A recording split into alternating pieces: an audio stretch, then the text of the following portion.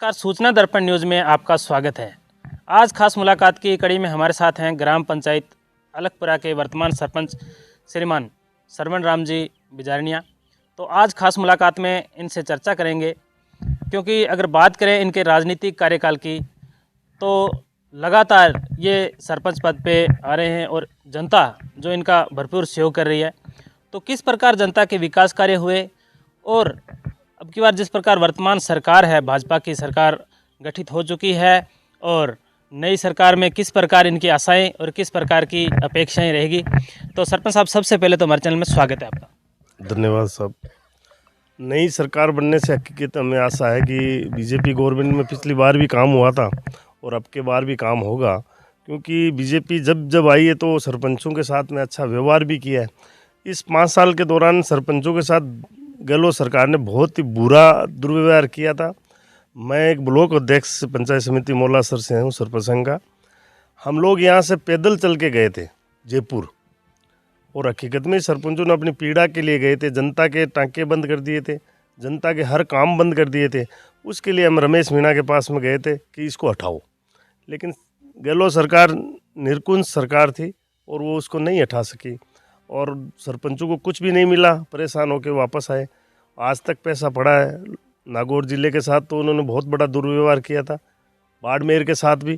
तो काम जहाँ पे होगा, नरेगा काम तो जैसे वहाँ की परिस्थिति और धरातल के अनुसार काम सैंक्शन होते हैं, तो उसको ऐसा लगा कि एक साइड में बाड़मेर और नागौर है, उस तरीके से पूरा राजस्थान एक साइड में है नरेगा में। तो वहाँ का धरातल नहीं कहता कि भाई नरेगा का काम ज़्यादा से ज़्यादा हो। हमारे यहाँ टाँके की ज़रूरत है, लोग टाँके से पानी पीते हैं, लेकिन इस जो रमेश मीणा उस पर अपने आप पे ले लिया और उसने सरपंचों को बुरी तरह से प्रताड़ित करने का काम किया। बिल्कुल सरपंच साहब, अगर बात करें जिस प्रकार आपने बताया कि आप मौलासर पंचायत समिति के जिस प्रकार ब्लॉक अध्यक्ष के रूप में जिस प्रकार जो पंचायतें हैं, इसमें अब की बार जनता किस प्रकार जनता को राहत मिली या जनता आहत हुई? जनता को तो राहत कुछ भी नहीं मिला, क्योंकि एसबीएम उनके पास में था। एक भी शौचालय का पैसा नहीं मिला इनको 5 साल में, और न पीएम आवास मिले।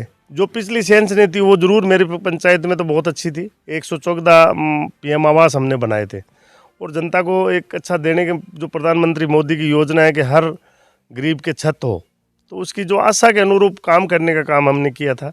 लेकिन गहलोत सरकार ने सोचा जो पीएम आवास देंगे, शौचालय देंगे, नाम तो मोदी का होना है, इस कारण से वो उन्होंने रोक दिया उनको, और उस पर कोई प्रगति नहीं दिखाई। तो इस कारण से शौचालय का 0 पैसा मिला।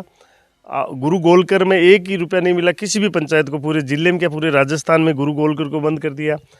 जो शुभ शक्ति योजना थी, एक बच्चियों को शादी पे या बच्चे 18 साल होने पे उसको 55,000 रुपये मिलते थे, एक बच्ची को पूरे राजस्थान में नहीं मिला। ये जो अपन बोलते हैं श्रमिक कार्ड से हर योजनाओं में छात्रवृत्ति बच्चों को मिलती थी, और श्रमिक कोई ख़त्म भी हो जाता उसको भी कोई सहायता मिलती थी। लेकिन इस 5 साल में इन्होंने इस तरीके से बना के रख दिया कि रमेश मीणा ने कोई भी पंचायती राज का कार्य नहीं होने दिया, और इस कारण से उसको नतीजा मिला। आज बुरी तरह से हारा है, एक आम आदमी से वो चुनाव हारा है। तो जनता उसको जवाब ज़रूर देती है, लेकिन समय लगता है। लेकिन 5 साल तो पूरे राजस्थान की बर्बाद कर दिया उसने। तो मैं ये कहना चाहता हूँ कि बीजेपी और कांग्रेस में रात और दिन का फ़र्क है। वो काम करती है, लोग बोलते हैं कि भ्रष्टाचार करते होंगे, जो काम करेगा उसके बचेगी। मैं मानता हूँ कि बचता होगा, लेकिन जो अच्छा काम करेगा, क्वालिटी से काम करेगा, तो उसका कुछ भी नहीं बचना, लेकिन अपना काम चलता है। लेकिन इस राज में न तो पैसा आया, पूरी 5 साल होटलों में रह गई आधी बार इनके एमएलए मुख्यमंत्री बने हुए थे। हमारे का एमएलए था, उसने हर जगह हमारे सरपंचों को प्रताड़ित करने का काम किया। जांचें करवाने पे जांच करवा ली, मिला क्या? कुछ भी हासिल, यदि जांच में कुछ मिलता है या कोई भ्रष्टाचार मिलता है तो उसकी बात हो, लेकिन कुछ भी नहीं मिला। सिर्फ प्रताड़ित करना, काम नहीं करने देना। कुछ लोगों को तैयार कर दिया कि शिकायतें करो, बस शिकायतें करते रहे और 5 साल निकल गए। वही बुरी तरह से हार गया। त्रिकोण में एक निर्दलीय हमारे यूनुस खान जी, जो मंत्री जी ने काम किया था यहाँ पे, उस काम के बदले जनता ने उनको वोट दिया, और वोट दिया, आज वो जीते, निर्दलीय विधायक जीते। दोनों पार्टियों को भी सबक सिखाया, ऐसे तो बात नहीं है उन्होंने। उनको पार्टी ने टिकट नहीं दिया, तो जनता का एक आक्रोश था, एक सहानुभूति कारण उन्होंने काम किया था, उसको वोट मिला, जो आज चुनाव जीते हैं। लेकिन प्रेजेंट एमएलए जो कांग्रेस का था, हमारा चेतन डुड्डी था, उसने तो हर जगह भ्रष्टाचार के अलावा और कुशासन का काम 5 साल में किया था। इसका जवाब उसने जनता ने दिया है। सरपंच साहब, जिस प्रकार जनता आपको अब की बार दूसरी बार सरपंच पद पे लाए हैं, किस प्रकार आपका जनता से जुड़ाव रहा और राजनीति की शुरुआत किस प्रकार हुई? मैं एक आर्मी से रिटायरमेंट हूँ और मैं 2012 में रिटायरमेंट लेके आया था। तो हमारी घर की पृष्ठभूमि तो राजनीतिक में थी, पिताजी थोड़े बहुत राजनीतिक में हिस्सा लेते थे। उस अनुसार ही हम ही राजनीतिक में आए और हमने पिछले 5 साल में बीजेपी सरकार थी और बहुत अच्छा काम किया। 110 पीएम आवास बनाए, 300 साढ़े 300 टाँके बनवाए, 17-18 सड़कें बनवा दी। फिर मंत्री जी हम यूनुस खान जी थे उस समय, तो 5 सड़कें मेरी पंचायत को मिली, हॉस्पिटल और हर जगह से, मतलब देखोगे तो पंचायत का बहुत ही उद्धार हुआ था। लेकिन इस 5 साल में वापस वो बराबर कर दिया उसने कुछ भी। फिर जनता ने जो काम किया था उसके बदले मेरे को वोट दिया। मैं पिछली बार 718 से जीता था, अब की बार 1150 से जीता। तो ये उस काम के बदले ही है। और इस बार इस एमएलए ने कुछ काम नहीं किया तो उसके जवाब जनता ने उसको दिया। और जिसने काम किया था पिछले 5 साल में, यूनुस खान ने काम किया, तो उसके बदले उसको निर्दलीय भी चुनाव जिता दिया। तो जनता जिसको काम करेगी, जनता उसको ज़रूर चुनेगी। ऐसी बात नहीं है कि जिस काम के बदले वोट मिलता है। सरपंच साहब, अगर बात करें क्योंकि आपकी ग्राम पंचायत में शिक्षा की, तो शिक्षा में आपके कार्यकाल में क्या बदलाव आया है? शिक्षा मेरे गांव में सिर्फ स्कूल मेरे गांव के बीच में थी 1 से 5 तक, और 8 से 10वीं तक मेरे तालाब है वहाँ पे, खिस्ताना तालाब नया तालाब है, उसमें स्कूल शिफ्ट हो गए। वहाँ सिर्फ 7 कमरे थे।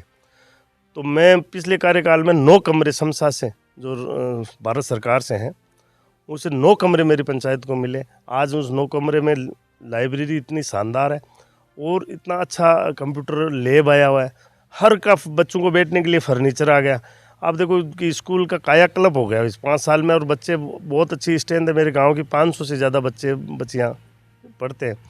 और इस शिक्षा के माध्यम से मैं इस 5 साल में मेरी पंचायत से, मेरे फंड से एक लाइब्रेरी मैंने बनाई है, जो बच्चे, लड़कियों की अलग है, लड़कों की अलग है। और उसमें 1 साल हुआ है मुझे बनाए हुए। उसमें 1 साल में कम से कम 10 से 11 लड़के सिलेक्शन हो गए सरकारी नौकरियों में। तो ये शिक्षा का हम सुधार तो करना चाहते हैं, लेकिन एमएलए ने उसके भी विरोध किया था। उसने बोला इसको रोको, लेकिन वो तो क्या, मेरा फंड था, पंचायत का जो फंड था उससे हमने पंचायत से बनाई थी, उसका जोर नहीं चला। और वो आज बच्चे पढ़ रहे हैं, शिक्षा में अच्छा सुधार हो रहा है। हर लड़कियां, कोई भी है बच्ची, यहाँ पे शादी होके भी आ जाती है, तो भी उसका मन होता है कि मैं कोई कंपटीशन दूं। तो कंपटीशन तैयारी करने के लिए हमारी लाइब्रेरी एकदम शानदार लाइब्रेरी है। तो मेरे हिसाब से नागौर जिले में तो नहीं है, अभी बनी है 1-2 जगह, लेकिन हमने अच्छा शिक्षा के ऊपर करने का काम किया है। बिल्कुल, क्योंकि अगर बात करें, क्योंकि कंपटीशन की तैयारियों की, तो बच्चियां हैं जो कहीं ना कहीं दूर जाके, जिस प्रकार शहरों में तो नहीं कर पाती तैयारियां, तो उनको मतलब ग्राम पंचायत में उनको सुविधा उपलब्ध करवाई है। तो सरपंच साहब, अगर बात करें मुख्य रूप से, क्योंकि पेयजल की सुविधाओं का कहीं ना कहीं अभाव रहता है, तो अपने यहाँ पे लोगों को किस प्रकार पेयजल की सुविधाओं का लाभ मिल रहा है? पेयजल के लिए मेरे पंचायत सबसे बेस्ट है। ढाणियों को तो हम छोड़ दें तो ढाणियों में अभी लाइनें नहीं लगी है, और टेंडर डिले होने की वजह से ही। लेकिन पेयजल के अंदर मेरी पंचायत में एक दिन छोड़ के एक दिन नहर का पानी आता है, बाकी आप कहीं भी पूछ लेना नहीं आता। क्योंकि हमने जो सिस्टम, गवर्नमेंट ने हमें 1 साल पहले आदेश दिया था कि आप पंचायत को हैंड ओवर करो, इंटरनल पानी की सप्लाई की, नहर का पानी है उसकी पंचायत के स्तर पर काम करना पड़ेगा। तो हमने 3 आदमी लगाए, आज भी वो काम कर रहे हैं। एक दिन छोड़ के एक दिन नहर का पानी आता है और 1 घंटे हर घर में पानी पहुंचाते हैं।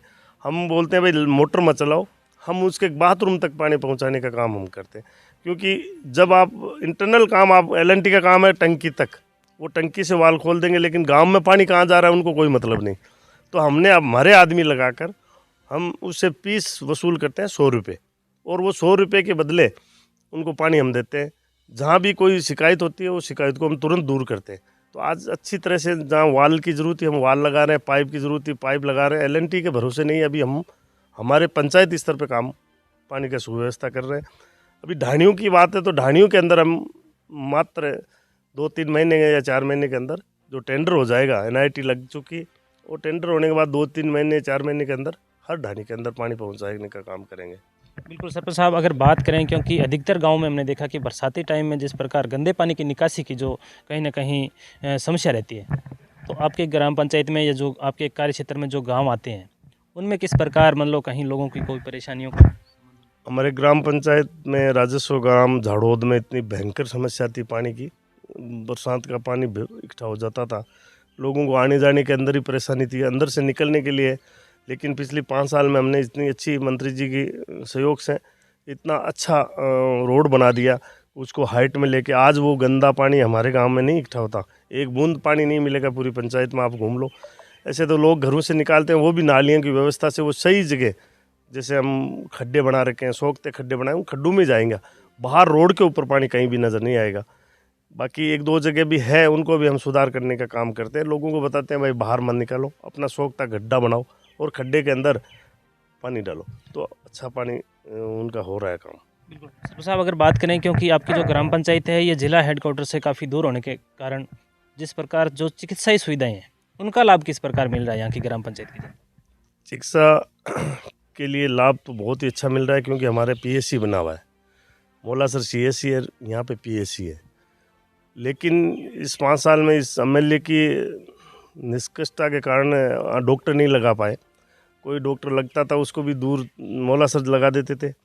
अभी डॉक्टर यहाँ पे रहता है, नर्सिंग स्टाफ है और हर तरह की दवाएं वहाँ पे उपलब्ध है। तो हमारी पंचायत के जो भी आदमी मरीज पेशेंट जाता है तो हमारे पास में तीनों गाँवों के बीच में लगता है और वहाँ आराम से पैदल 5 मिनट में पहुँच सकता है। तो मेडिकल साइड से भी हमारी पंचायत में बहुत अच्छा है। इसमें कहीं भी नहीं, जाखड़ों का बास में भी सब सेंटर है, वहाँ भी नर्सिंग स्टाफ है, झाड़ोद में पीएससी है, अलगपुरा में नर्सिंग स्टाफ है। तो हर जगह हमारे मेंबर है, लेकिन डॉक्टर नहीं है, डॉक्टर नहीं लगा पाए 4 साल में। अभी हम बोला है उनको, तो महीना 15 दिन के अंदर शायद डॉक्टर आ जाएगी। सरपंच साहब, जिस प्रकार नई सरकार का गठन हुआ है, इससे क्या आशा, क्या अपेक्षा है अलगपुरा ग्राम पंचायत के लिए आपकी? बिल्कुल आशा है, नया मुख्यमंत्री जी बने और वो ज़रूर मोदी जी की योजना का भी कैंप चल रहे हैं। उन कैंपों में जो गारंटियाँ मोदी जी ने दी थी, उन गारंटियों को सही तरीके से लागू करें और अपनी योजना भी चलाए तो बहुत अच्छा काम होगा। इसमें काम करने वाली टीम है बीजेपी के अंदर। भाजपा हर पैसा गाँव तक, हर आदमी तक पहुंचता है पैसा, क्योंकि जब पीएम आवास आ तो पीएम आवास में डायरेक्ट उसके खाते में पैसा जाता है, और ये बाथरूम का पैसा, टॉयलेट का, तो वो डायरेक्ट आमजन के खाते में पैसा जाता है। इसे हर चीज़ को डायरेक्ट आदमी के पास में या उपभोक्ता के पास में पैसा जाता है, उसमें भ्रष्टाचार की बहुत ही कम गुंजाइश रहती है। सरपंच साहब, 9 वर्ष पे और गणतंत्र दिवस की आपकी ग्राम पंचायत की जनता को हमारे चैनल के माध्यम से क्या संदेश है? हमारी ग्राम पंचायत 9 वर्ष में शानदार तरीके से 9 वर्ष मनाए और हमारी तरफ से खुशियाँ, उनको ढेर सारी शुभकामनाएं और बहुत अच्छी तरह से 9 वर्ष मनाए। और मैं चाहता हूँ कि हमारी पंचायत ऐसे ही खुशहाली से रहे और भरपूर 9 वर्ष का आनंद ले। बिल्कुल, तो ये थे हमारे साथ ग्राम पंचायत अलगपुरा के वर्तमान सरपंच सरवण राम जी बिजारनिया, जिन्होंने बताया कि ग्राम पंचायत में काफ़ी विकास कार्य भी हुए हैं, शिक्षा के क्षेत्र में, पेयजल की सुविधाओं को लेके। तो इसी प्रकार आपको ग्राम पंचायतों की जो प्रत्येक जानकारी है देते रहेंगे। तो देखते रहें सूचना दर्पण न्यूज़। तो सर, हमारे चैनल में 10 मिनट टाइम देने के लिए बहुत बहुत धन्यवाद। धन्यवाद साहब, धन्यवाद। आप यहाँ पहुँचे, हमारे लिए टाइम निकाला, उसके लिए बहुत बहुत धन्यवाद।